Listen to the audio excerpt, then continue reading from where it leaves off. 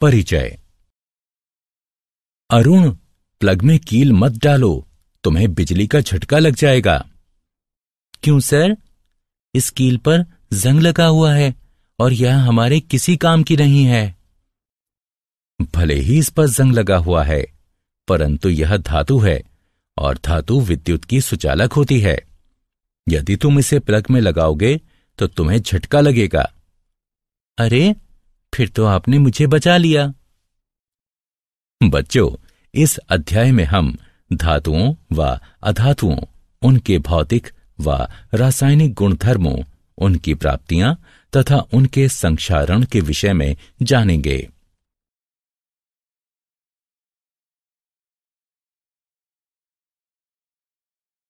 उद्देश्य। इस पाठ के अंत में आप निम्न करने में सक्षम हो जाएंगे: धातुओं व अधातुओं के भौतिक एवं रासायनिक गुणधर्मों का वर्णन करना, यह समझना कि धातुएं कैसे प्रतिक्रिया करती हैं, धातुओं की उपस्थिति की व्याख्या करना, संक्षारण की व्याख्या करना। भौतिक गुणधर्म धातुएं। दैनिक जीवन में आप अनेक धातुओं एवं अधातुओं के संपर्क में आते हैं।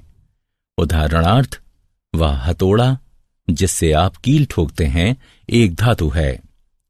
लोहे से निर्मित कील भी एक धातु है। आइए धातुओं के भौतिक गुणधर्मों पर दृष्टि डालते हैं। धातुओं के भौतिक गुणधर्म निम्नलिखित हैं। भौतिक अवस्था। धातुएं कमरे के तापमान पर ठोस होती हैं। उदाहरणार्थ, लोहा, एल्यूमीनियम। केवल पारा एक तरल धातु है। ताप व विद्युत के सुचालक। धातुएं विद्युत की सुचालक होती हैं क्योंकि उनमें मुक्त इलेक्ट्रॉन होते हैं। उदाहरणार्थ, तांबा व चांदी ताप व विद्युत के सर्वोत्तम चालक हैं, जबकि सीसा ताप का सबसे बड़ा कुचालक है। आघात वर्ध्य। कुछ धातुओं को पीट पीट कर पतली चादर अर्थात फॉइल के रूप में ढाला जा सकता है। उदाहरणार्थ, लोहे को गर्म किया जाता है और फिर पीट पीट कर उसे विभिन्न वस्तुओं, फाइलों व आकारों में ढाला जाता है। तन्य। धातु से पतले तार भी खींचे जा सकते हैं। उदाहरणार्थ, 100 ग्राम चांदी से लगभग 200 मीटर लंबा तार खींचा जा सकता है। चमक। धातुएं अपनी चमकीली सतह से प्रकाश को परावर्तित करती हैं। उन पर पॉलिश भी की जा सकती है। उदाहरणार्थ, सोना, चांदी एवं तांबा चमकीली सतह वाली धातुएं हैं और इन पर पॉलिश भी की जा सकती है।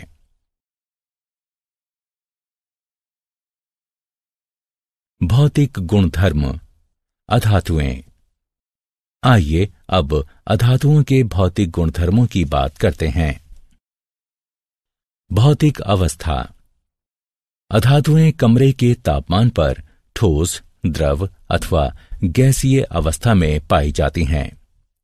गैस ऑक्सीजन, क्लोरीन, फ्लोरीन, द्रव ब्रोमीन व ठोस कार्बन।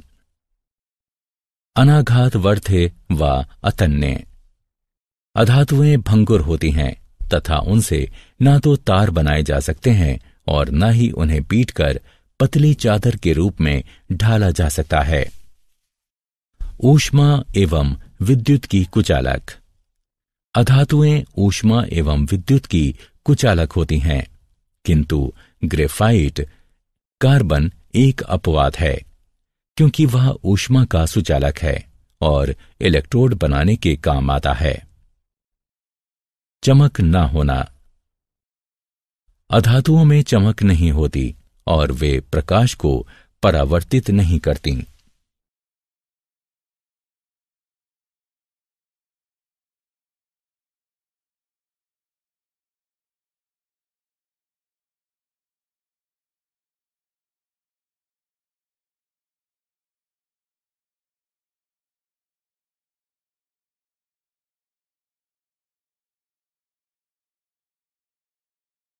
क्या आप जानते हैं, धातुएं कमरे के तापमान पर ठोस होती हैं।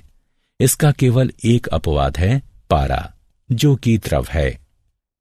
तरल धातु पारा ऊष्मा व विद्युत का सुचालक है। इसका घनत्व बहुत अधिक होता है। यह अत्यधिक विषैला होता है। अधातुएं विद्युत की कुचालक होती हैं, तथापि ग्रेफाइट, जो कि कार्बन का एक रूप है, विद्युत का सुचालक है। धातुओं के रासायनिक गुणधर्म। अब धातुओं के कुछ रासायनिक गुणधर्मों पर दृष्टि डालते हैं। इन गुणधर्मों में धातुओं की अन्य तत्वों जैसे वायु, जल, अम्लों तथा अन्य धातु लवणों के साथ अभिक्रियाएं भी सम्मिलित हैं। वायु के साथ अभिक्रिया। जब धातुएं वायु के संपर्क में आती हैं तो वे धातु ऑक्साइड निर्मित करती हैं। कुछ ऐसी धातुएं भी हैं जिनमें अम्लीय व क्षारकीय दोनों ही प्रकार के गुणधर्म पाए जाते हैं। ऐसी धातुओं को उभयधर्मी ऑक्साइड कहते हैं। जल के साथ अभिक्रिया। जब धातुएं जल के संपर्क में आती हैं तो वे धातु हाइड्रोक्साइड तथा हाइड्रोजन निर्मित करती हैं। धातुएं जल को धातु हाइड्रोक्साइड विलयन बनाती हैं। अम्लों के साथ अभिक्रिया। लवण व हाइड्रोजन बनाने के लिए धातुएं तनु अम्लों के साथ अभिक्रिया करती हैं। यह अभिक्रियाशीलता प्रत्येक धातु की भिन्न भिन्न होती है। तथापि जब धातुएं नाइट्रिक अम्ल के साथ अभिक्रिया करती हैं तो हाइड्रोजन गैस नहीं बनाती, क्योंकि यह अम्ल एक प्रबल ऑक्सीकरण करता है। अन्य धातु लवणों के विलयनों के साथ अभिक्रिया। एक अधिक अभिक्रियाशील धातु एक कम अभिक्रियाशील धातु को उसके लवण विलयन से स्थानांतरित करती है। सरल शब्दों में कहें तो यदि धातु आ धातु बा को उसके विलयन से विस्थापित करती है तो धातु आ धातु बा की अपेक्षा अधिक अभिक्रियाशील है। तथापि सभी धातुएं अभिक्रियाशील नहीं होती। इस अभिक्रिया में कॉपर सल्फेट में मौजूद तांबे को जस्ता यानी जिंक विस्थापित कर देता है।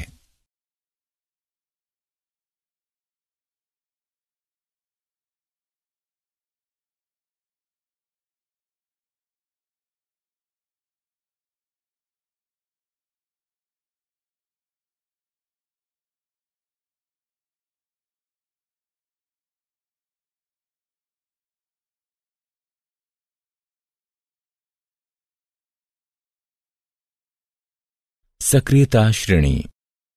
धातुओं को उनकी अभिक्रियाशीलता के अनुसार अवरोही क्रम में व्यवस्थित किया जाना सक्रियता श्रेणी कहलाता है। इसका प्रयोग धातुओं की वायु, जल एवं अम्लों की अभिक्रियाओं की जानकारी का संक्षिप्तीकरण करने में किया जाता है।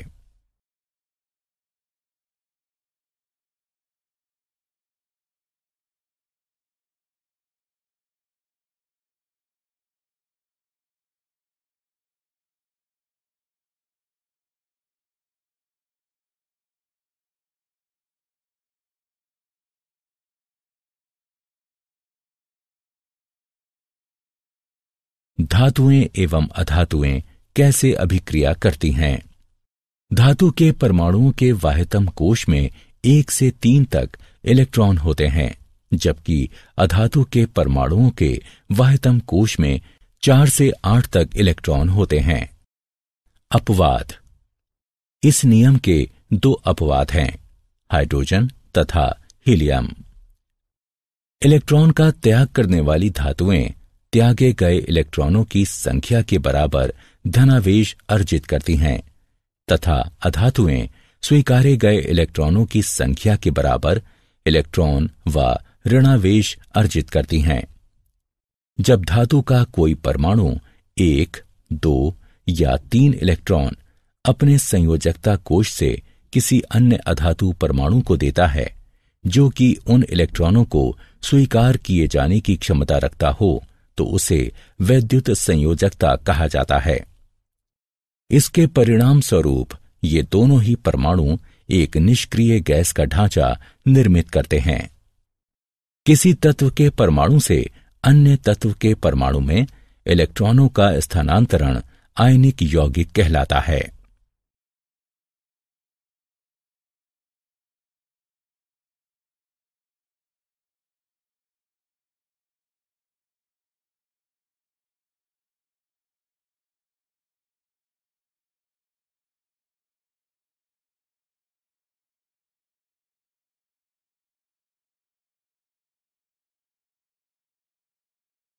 आयनिक यौगिकों के गुणधर्म। आइए आयनिक यौगिकों के कुछ गुणधर्मों पर दृष्टि डालते हैं। भौतिक प्रकृति। आयनिक यौगिक कठोर ठोस होते हैं क्योंकि धनात्मक एवं ऋणात्मक आयनों के मध्य आकर्षण बल अत्यंत प्रबल होता है। ये यौगिक भंगुर होते हैं तथा दबाव डाले जाने पर टूट जाते हैं। गलनांक एवं क्वथनांक। प्रबल अंतर आयनिक आकर्षण को तोड़ने के लिए आवश्यक ऊर्जा की पर्याप्त मात्रा के कारण आयनिक यौगिकों का गलनांक एवं क्वथनांक उच्च होता है। घुलनशीलता। आयनिक यौगिक जल में घुलनशील तथा विलायकों में अविलय होते हैं, जैसे पेट्रोल आदि। विद्युत चालकता।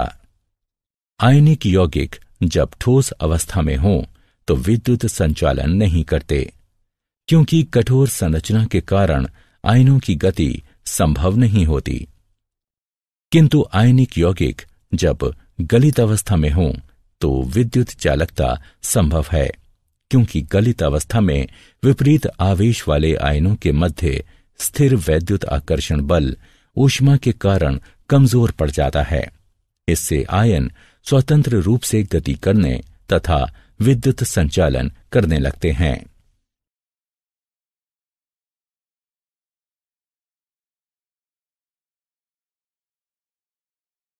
क्या आप जानते हैं चुंबकीय प्रतिरोध के छोरों की तरह धनात्मक धनात्मक तथा ऋणात्मक ऋणात्मक आयनिक आबंधों का अस्तित्व नहीं होता है।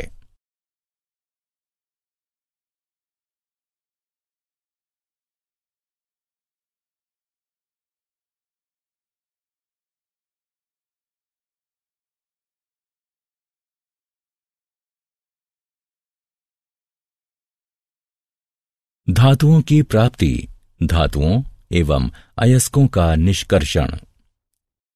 धरती धातुओं का सबसे बड़ा स्रोत है, तथापि सागर के जल में भी कुछ विलय लवण होते हैं। खनिज ऐसे तत्व अथवा यौगिक हैं जो भूपर्पटी में प्राकृतिक रूप से उपस्थित रहते हैं। कभी कभी खनिजों में धातु की प्रतिशतता बहुत अधिक होती है, उनसे इसे निष्कर्षित किया जा सकता है। ऐसे खनिजों को अयस्क कहते हैं। अयस्क वे अशुद्ध धातुएं हैं जिनमें बालू व पथरीले द्रव्य बड़ी मात्रा में होते हैं। अयस्कों की ये अशुद्धियां गैंग कहलाती हैं। अयस्कों से धातु निष्कर्षित करने से पूर्व इन अशुद्धियों को दूर करना होता है। जब अशुद्धियां दूर हो जाती हैं तो अयस्क सांद्र अवस्था में आ जाते हैं। अयस्कों की इस सांद्रता को अयस्कों का समृद्धिकरण भी कहते हैं।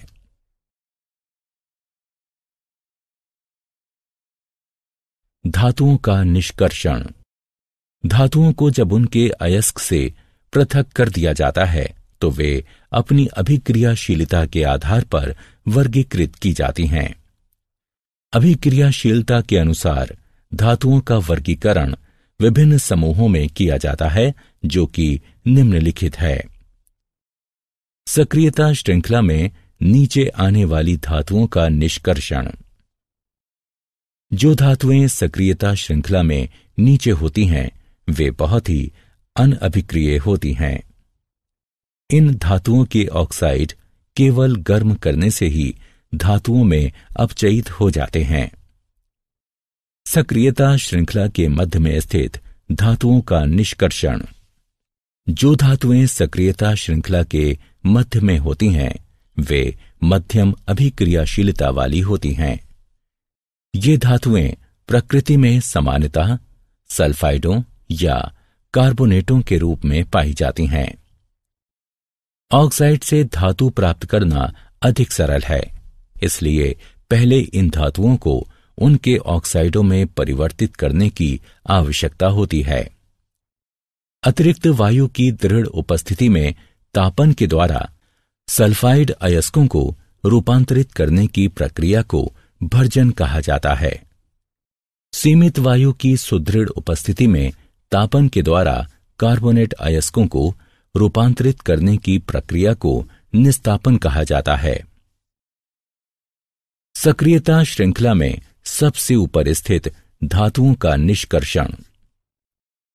जो धातुएं सक्रियता श्रृंखला में उच्च होती हैं वे अति अभिक्रियाशील होती हैं तथा कार्बन के साथ गर्म किए जाने पर उनके यौगिकों से प्राप्त नहीं की जा सकती, क्योंकि वे धातुएं कार्बन की अपेक्षा ऑक्सीजन के प्रति अधिक बंधुता रखती हैं।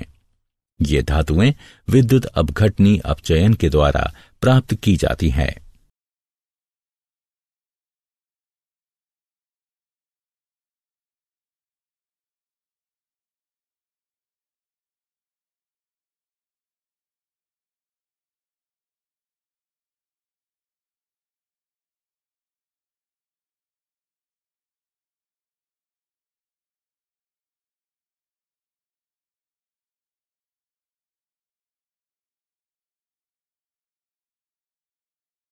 धातुओं का परिष्करण।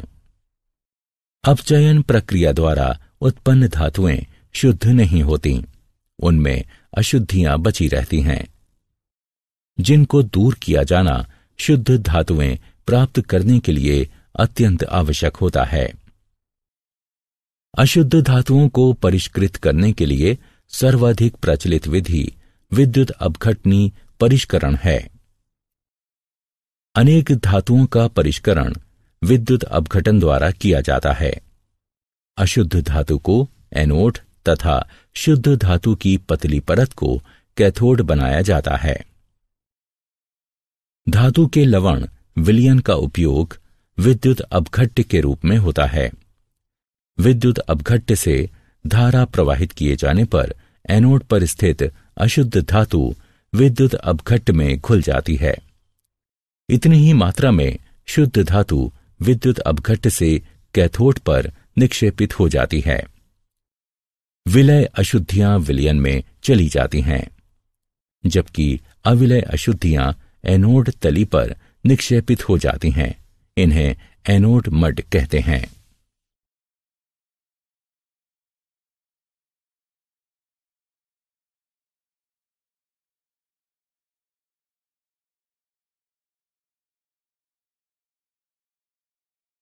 क्या आप जानते हैं चांदी, सोने व प्लेटिनम के परमाणु सरलता से ऑक्सीकृत नहीं होते, इसलिए चांदी, सोने एवं प्लेटिनम एनोड से टैंक की तली पर यूं ही गिर जाते हैं, जहां वे विद्युत अपघटन परिष्करण प्रक्रिया पूर्ण होने के पश्चात टुकड़े टुकड़े हो जाते हैं।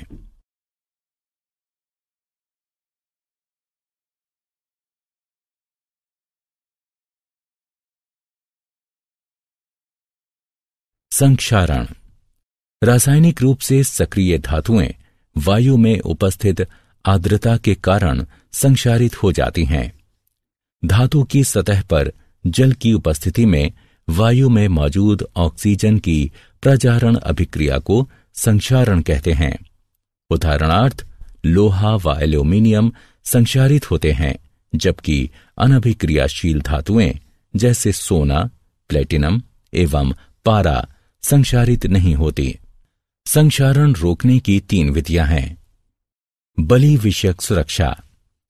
इसमें अधिक अभिक्रियाशील संरक्षित होने वाली धातु को प्रचारित किया जाता है तथा संरक्षित हो चुकी धातु को अविकल छोड़ दिया जाता है। मिश्रात्वन, इसमें जंग रहित अयस्क बनने के लिए धातु में कोई अन्य धातु मिला दी जाती है।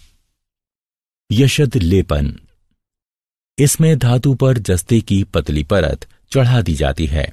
इसे गैल्वनीकरण भी कहा जाता है।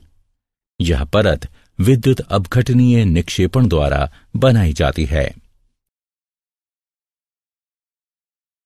सारांश। आइए हमने जो कुछ सीखा है उसे संक्षेप में दोहराएं। धातुएं विद्युत की सुचालक होती हैं, जबकि अधातुएं विद्युत की कुचालक होती हैं। धातुएं वायु, जल तथा अम्लों के साथ अभिक्रिया करती हैं।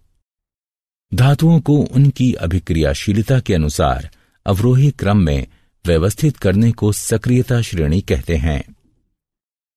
किसी तत्व के परमाणुओं से इलेक्ट्रॉनों का दूसरे तत्व के परमाणुओं में स्थानांतरण आयनिक यौगिक कहलाता है। धातुएं अयस्कों से निष्कर्षित की जाती हैं। अशुद्ध धातुओं को परिष्कृत करने की सर्वाधिक प्रचलित विधि विद्युत अपघटनी परिष्करण है।